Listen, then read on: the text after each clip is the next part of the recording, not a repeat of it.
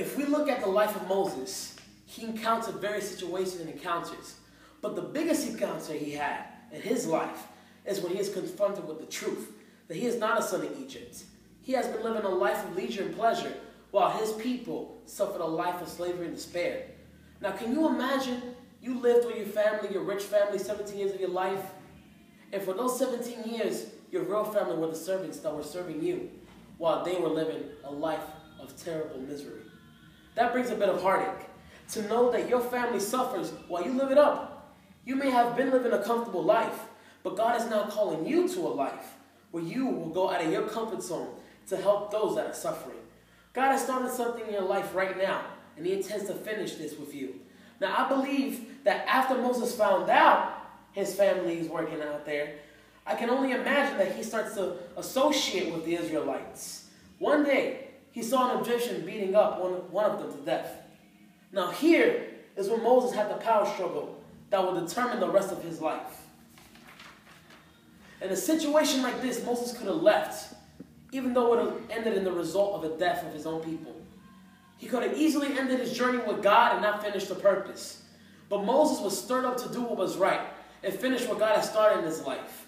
He put down the Egyptian and ran because he knew that once he turned his back against the world that he first lived in, he cannot go back to it because that was it. But this is where many of us stop. This is where our spirit fights with the flesh. This power struggle between the two leads way to many people to not finish God's journey. We all say, I like the pastor's message, but I don't want to give this up. I love my life. I don't want to give up drugs or fornication, addiction. I don't want to give up my life of hypocrisy.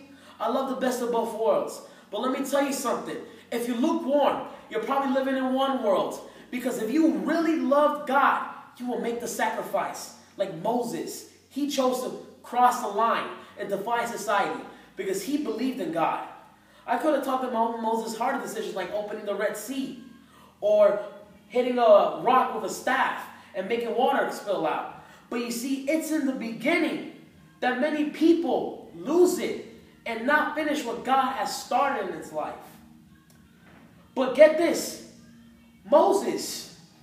Sorry, I got lost. Keep on going. Keep on going. But get this now, Moses did lead his people out of Egypt. God promised the land for the Hebrews to call their own. It was only a week's journey, but it ended up in 40 years. Why? Because people didn't believe in the finish line. People didn't see a finish. And if there was a finish, nobody ever thought that they were going to make an impact in their generation or the next. And that's why God took them to the desert for 40 years, so that they can understand the importance of finishing. Now, God is looking for someone to get their mind on setting, get their mind set on getting to the end. Because God isn't seeing you as you are. He's seeing you as what you can be if you listen to God and put him first. The legacy you leave will not only lift God up, but glorify him. But it will also help others to do greater things than what you did.